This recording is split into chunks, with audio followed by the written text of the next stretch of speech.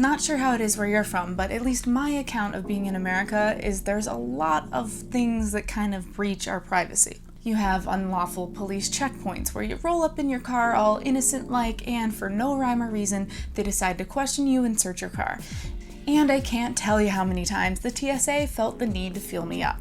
When things like this happen, I look to others around me and say, hey, what do you think about this? They use terms embarrassing, violated, and they feel that it's just wrong. And yet those same concerned people hop online completely unprotected without a worry in the world. But just think, if people violate our privacy so much to our faces, imagine how bad it is when we're not looking. As you know, privacy is getting to be just a huge, epic, monstrous deal. And so I've asked my friends and family about it, and some of you guys, and you said, what isn't an IP address? That's a bad Shakespearean reference. But essentially it was like, so what? They know my IP address. Ooh, what could they possibly do with that? Well, I hate to break it to you, there's a lot more information that people mine for than just your IP address, which I'll go into later. But just to humor you, I will answer that question briefly. It's true, our IP addresses and ISPs are so easy to find, it's practically common knowledge.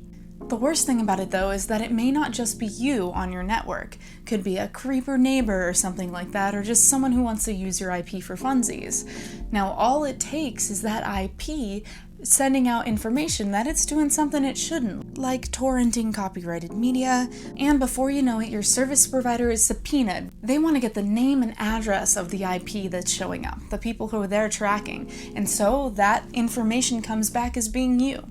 Didn't do anything, didn't download illicit prawn. Well, unfortunately, it doesn't matter because they have records showing that you did. Innocent until proven guilty?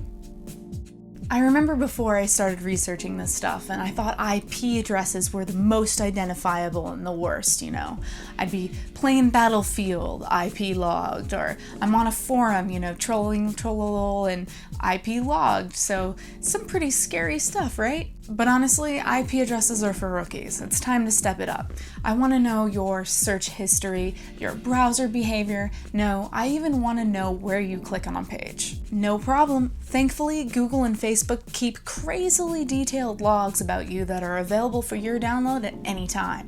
Let's check out what we're doing on YouTube. Oh look, it has so much of my video view history logged that it stopped counting at 9,999. Okay, so what if I've been rickrolled a couple hundred times? So it looks like Google's actually openly tracking to see where I've been in the world. Now that's creepy. And don't even get me started about Facebook's facial recognition. What about that when we're not looking stuff? What type of tracking methods go on behind the scenes? The simplest way that companies track you is with a cookie. A cookie is a short piece of text that your browser remembers and sends back to the advertiser every time you load an ad. The advertiser knows what site you're visiting and frequently can see what text you're looking at exactly. Simple enough, you say, just disable third-party cookies. Congratulations, you're on the right track. Unfortunately, if you've ever completely disabled cookies, you'll see that it utterly breaks some sites, or some websites will be like, hey, we need cookies in order to run, and you're like, no you don't, facepalm, ah. But really, you shouldn't worry anyway. Even with browser cookies totally disabled, there's still ways for sites to store something that will identify you. One way they can do this is with a Flash locally stored object, which is like a cookie that only Flash can access. Thankfully, Adobe gives you a way to disable them by default. Oh, and I'll have all the links you could possibly ask for in the description below. Okay, so you could just disable Flash. That would work, right? No more Newgrounds! Back in 2010, a hacker dropped a program called Evercookie. It creates a really persistent token that can survive past cleaning the browser history, because it uses so many different ways of storing the information. It's constantly being updated with new methods as browser developers keep plugging along adding features, but at least when you start in private browsing or incognito mode, your data won't last through closing that window. Okay, so we disabled LSOs and cookies and we're now running in full tinfoil hat mode. Don't really have the full functionality of the internet, but that's okay. No, unfortunately it isn't. It turns out that without having cookies of any sort, your browser still gives up enough information to be identified. The EFF has created a tool called Panopticlick. And as you can see, it's showing you how unique your footprint is.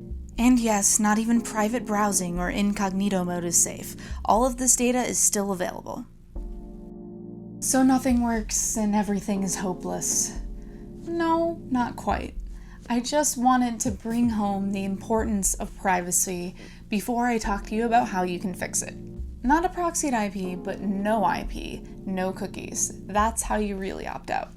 So next week I'll be doing a deep dive into Ghostery and a lot of other programs and plugins that you can use to help yourself stay in the shadows.